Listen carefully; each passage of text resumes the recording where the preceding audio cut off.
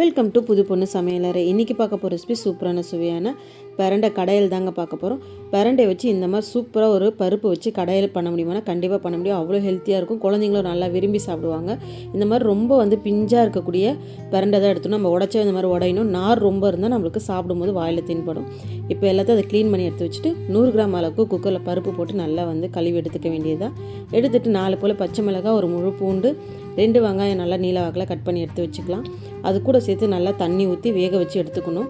ஒரு 4-5 விசில் கிட்ட நம்ம விட்டு வேக வச்சா நல்லாயிருக்கும். கொஞ்சம் போல் மஞ்சள் தூளும் போட்டுக்க வேண்டியது தான். 1.5 கிளாஸ் அளவுக்கு தண்ணி வச்சு வேக வச்சு எடுத்துக்கலாம். நல்லா ஒரு 5 விசில் விட்டிங்கன்னா நல்லா பருப்பு வெந்துடும். 4 விசில் கூட விட்டு எடுத்துக்க வேண்டியது தான். இப்போ மண் சட்டி வச்சு 2 போல் தக்காளி, மீடியம் சைஸ் தக்காளி எடுத்து நல்லா எண்ணெய் ஊற்றி வதக்கிக்க வேண்டியதான். கொஞ்சமாக எண்ணெய் ஊற்றி வதக்கி எடுத்துக்கலாம். பெரிய நெல்லிக்காய் அளவுக்கு புளி எடுத்து கூட சேர்த்து அதையும் நம்ம நல்லா எண்ணெயில் வதக்கி எடுத்துக்க வேண்டியது தான். இப்போ நல்லா ஓரளவுக்கு நல்லா வதக்கி எடுத்துக்க வேண்டியதாக நம்ம வதக்கி வேக வைக்க போகிறோம். அதனால் ஓரளவுக்கு வதக்கி எடுத்தாச்சு. எடுத்துகிட்டு இப்போ இன்னும் கொஞ்சம் போல் எண்ணெய் ஊற்றிட்டு நம்ம இந்த பிரண்டையெல்லாம் க்ளீன் பண்ணிவிட்டு, நாரில் எடுக்க தேவையில்ல, நார் இருக்கவே இருக்காது பிஞ்சாக எடுக்கிறதுனால. இந்த மாதிரி சின்ன சின்ன துண்டாக போட்டிங்கன்னா சீக்கிரமாக நம்மளுக்கு அந்த எண்ணெயில் வதங்கிடும். நீங்கள் நல்லா எண்ணெயில் வதக்கணும். அப்போ தான் நம்மளுக்கு நாக்கு அரிக்காது. நல்லெண்ணெய் ஊற்றி நல்லா வதக்கி எடுத்துக்கோங்க. இப்போ நல்லா கலர் மாறிச்சு. இந்த மாதிரி வதக்கி எடுத்திங்கன்னா அந்த கடையிலுக்கு சூப்பராகவே இருக்கும். இப்போ எல்லாத்தையும் எடுத்துட வேண்டியது தான். இந்த மண் சட்டிலே நம்ம நல்லா வதக்கிட்டு வேக வச்சு எடுக்கலாம். இருந்தாலும் நம்ம குக்கரில் போட்டால் சீக்கிரமாக நம்மளுக்கு நல்லா வெந்துடும். இப்போ கொஞ்சம் போல் தண்ணி ஊற்றி நம்ம நல்லா இந்த வேக வைக்க வேண்டியதான். இந்த புளி, இந்த தக்காளியோடு சேர்ந்து இந்த பிரண்டை நல்லா வேகும்போது நம்மளுக்கு அந்த அரிப்புலாம் இருக்காது. இப்போ நல்லா வெந்துடுச்சு. இந்த மாதிரி எடுத்து வச்சு நம்ம முடிஞ்ச கடையெல்லாம் இல்லையா மிக்சியில் போட்டு அரைச்சிக்கலாம். ஒன்றும் பிரச்சனையே கிடையாது. இப்போ சட்டி வச்சு மறுபடியும் எண்ணெய் ஒரு 2 கரண்டி எண்ணெய் நல்லெண்ணெய் விட்டுட்டு கடுகு கொஞ்சம் போல், வெந்தயம் கொஞ்சம், சீரகம் கொஞ்சம் போட்டுக்க வேண்டியது தான். போட்டுட்டு 4-5 பூண்டு பல் நல்லா தோலோடு தட்டி போட்டுக்கலாம் வாசனைக்கு. ஒரு 2 காஞ்ச மிளகாய் கிள்ளி அதோட தாளிக்க வேண்டியது தான். இப்போ நல்லா வதக்கி எடுத்துக்கலாம். எடுத்துகிட்டு கொஞ்சம் போல் கருவேப்பிலை போட்டுக்க வேண்டியது தான். கருவேப்பிலை போட்டு இப்போ நம்ம நல்லா மிக்சியில் தான் நான் அரைச்சேன். இந்த மாதிரி நைஸாக அரைச்சி எடுத்துக்க வேண்டியது தான். அரைச்சி எடுத்துகிட்டு நல்லா அது கூடவே சேர்த்து நல்லா எண்ணெயோடு சேர்த்து வதக்கி எடுத்துக்க வேண்டியது தான். இப்போ நம்ம இந்த அளவுக்கு பண்ணும்போது நம்மளுக்கு சுத்தமாக நாக்கிலலாம் அரிக்கவே அரிக்காது. சாம்பார் பொடி ஒரு 1.5 கரண்டி அளவுக்கு போட்டுக்கலாம். நம்மளுக்கு காரம் எவ்வளோ வேணுமோ அந்த அளவுக்கு போட்டுக்கலாம். நான் 2 ஸ்பூன் அளவுக்கு ரெட் சில்லி பவுடர் தான் போட்டிருக்கேன். அதையும் போட்டு நல்லா மிக்ஸ் பண்ணி விட்டுக்க வேண்டியது. கொஞ்சம் போல் பெருங்காயம் போட்டுக்கலாம். நான் உப்பு போட்டது காமிக்க மறந்துட்டேன்.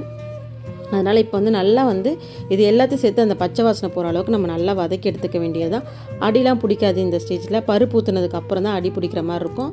அதனால் நம்ம அடிக்கடி மிக்ஸ் பண்ணிங்கனாலும் ஒன்றும் ஆகாது. இப்போ பருப்பு நம்ம 4-5 விசில் விட்டு வேக வச்சோம்ல, அதையும் நல்லா கடைஞ்சிக்கணும். கடைஞ்சி எடுத்துகிட்டு இந்த மாதிரி இந்த பிரண்டையோடு சேர்த்து நல்லா மிக்ஸ் பண்ணி விட்டுடணும். அவ்வளோதான். நம்மளுக்கு நல்லா சூப்பராக இருக்கும். ரொம்ப நேரம் கொதிக்கணும்லாம் அவசியம் இல்லை. இப்போ நல்லா மிக்ஸ் பண்ணி விட்டுக்குவேன். ரொம்பலாம் தண்ணிலாம் ஊற்றக்கூடாது. ஏன்னா நம்ம அதை நம்ம கடையல் மாதிரி எடுத்துருக்கனால கொஞ்சமாக அந்த மிக்ஸி ஜார்லேயே தண்ணி ஊற்றி ஒரு கிளாஸ், சின்ன கிளாஸ் அளவு தண்ணி ஊற்றி நல்லா மிக்ஸ் பண்ணி விட வேண்டியதான். இப்போ லைட்டாக கொதிக்க ஆரம்பிச்சிருக்கு. இப்போ நல்லா கொதிக்கட்டும். அப்புறம் தான் நம்மளுக்கு நல்லா அந்த கெட்டி பதமாக சாப்பிட்றதுக்கு நல்லாவே இருக்கும். இப்போ அடிக்கடி நம்ம மிக்ஸ் பண்ணி விட்டுட்டே இருக்கணும். பருப்பு ஊற்றிட்டதுனால நம்மளுக்கு அடி பிடிக்கலாம். அதனால் அடிக்கடி எடுத்து விடும்போது நல்லாயிருக்கும். இப்போ நல்லா கொதிக்கவே ஆரம்பிச்சிருச்சு. நம்ம மறுபடியும் மிக்ஸ் பண்ணி விட்டுட்டு மூடி போட்டுட்டு கொஞ்சம் நேரம் ஒரு 10 நிமிஷம் கிட்ட வச்சா போதும். அதுக்கப்புறம் பார்த்திங்கன்னா நல்லாவே ரெடியாக இருக்குது குழம்பு. மறுபடியும் மிக்ஸ் பண்ணி விட்டுட்டு கொத்தமல்லிலாம் போட்டு சாப்பிடும்போது சூப்பராகவே இருக்கும். இப்போ நல்லாவே ரெடி ஆகிடுச்சு. இந்த மாதிரி எண்ணெய்லாம் லைட்டாக மேலே மிதக்க ஆரம்பிக்கும். அந்த ஸ்டேஜில் நம்ம கொத்தமல்லி போட்டுக்க வேண்டியது தான். இப்போ கொத்தமல்லி நல்லா பொடியாக கட் பண்ணி போட்டுக்கலாம். அவ்வளோதாங்க. சூப்பராக இருக்கும். நீங்கள் சாதத்துக்கே நல்லா நெய் விட்டு உருக்கி அது கூட வச்சு சாப்பிட்டீங்க வச்சுங்க, சூப்பராக இருக்கும். ஒரு அரிப்புன்றது எதுவுமே இருக்கவே இருக்காது. பயம் இல்லாமல் இந்த கடையில் செஞ்சு சாப்பிட்லாம். நீங்கள் துவையெல்லாம் பண்ணி கொடுத்தா சாப்பிட மாட்டாங்க. இந்த மாதிரி தால் மாதிரி பண்ணி கொடுத்தா கண்டிப்பாக சாப்பிடுவாங்க. இது கூட சப்பாத்தி, சாதம் எது வேணாலும் வச்சு சாப்பிட்லாங்க. என் சேனல் ரொம்ப பிடிச்சிருந்தா சப்ஸ்கிரைப் பண்ணுங்கள், கமெண்ட் பண்ணுங்கள், பெல் ஐக்கான் பண்ண கிளிக் பண்ணுங்கள். அடுத்த வீடியோவில் சந்திக்க மாதிரி உங்களது விடைப்பது தீபா விஸ்வநாதன். நன்றி, வணக்கம். என் சேனலை சப்ஸ்கிரைப் பண்ணாமல் நிறைய பேர் பார்க்குறீங்க. கண்டிப்பாக சப்ஸ்கிரைப் பண்ணுங்கள். உங்கள் ஃப்ரெண்ட் அண்ட் ஃபேமிலிக்கு ஷேர் பண்ணுங்கள், லைக் பண்ணுங்கள், கமெண்ட் பண்ணுங்கள். அடுத்த வீடியோ சந்திக்கிறேன். டாட்டா, பாய்.